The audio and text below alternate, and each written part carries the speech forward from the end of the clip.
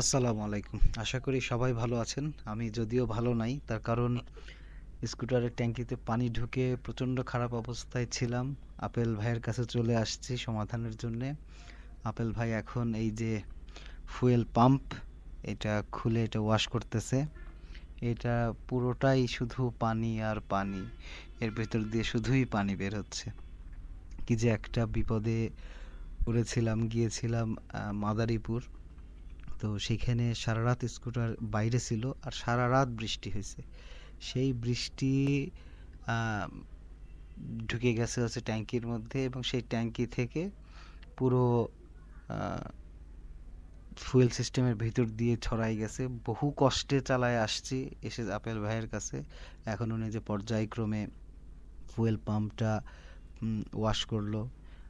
এখন কার্বোরেটরটা খুলছে, কার্বোরেটরটা ওয়াশ করতে হবে, কারণ কার্বোরেটর তো স্কুটারের প্রাণ। এই দেখেন কি অবস্থা।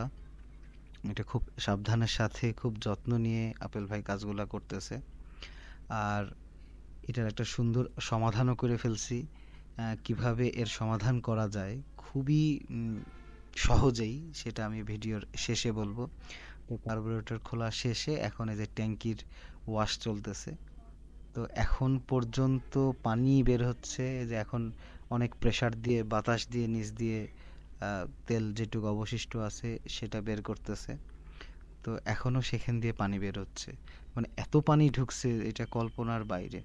এই যে একটু খেয়াল করে তাকায় দেখেন, এই যে নিজের যে নিচের সাদা অংশ যেটা সেটা পুরোটাই পানি, আর উপরেরটা হচ্ছে হলো তেল। তো এই অবস্থায় আলহামদুলিল্লাহ স্কুটার যে আমি চালায় আসতে পারছি সেটা অনেক বড় ব্যাপার। তো এরপরেই ইঞ্জিন অয়েলের দিকে নজর দেওয়া হয়, যে যেহেতু এখানে পানি ঢুকছে ইঞ্জিন অয়েলের অবস্থাও খারাপ, এই যে পানি। আর এই যে যেই আমাদের ফুয়েল ট্যাঙ্কের যে ক্যাপ, এই ক্যাপের এই যে উপরে একটা ফুটা আছে, এই ফুটাটাই হচ্ছে হলো মেন কালপ্রিট। এদিক দিয়ে চুইয়ে চুইয়ে পানিগুলো ঢুকে যায় ট্যাঙ্কির ভিতরে, এই যে যে এই ফুটাটা। তো এই ফুটাটা আমাদের ট্যাঙ্কির সামনে থাকে, উপরে একটা প্লাস্টিকের ঢাকনা দেওয়া থাকলেও অনেক বৃষ্টি আসলে এদিক দিয়ে পানি ঢোকে। আর এটার সমাধান হচ্ছে হলো আমি এই একটা ফ্রুটিকার বোতল দিয়ে করে ফেলছি। সেটা আমি এই বোতলটার এই মাছ বরাবর ব্লেড দিয়ে কেটে দুই টুকরা করে ফেললাম। এখন এইটা জাস্ট আমি আমার ওই ইঞ্জিনের যে ক্যাপ সেটার ভেতরে উপরে লাগাই দেবো। এই যে খুলে নিলাম, এই খুব সুন্দরভাবে সেট হয়ে গেল।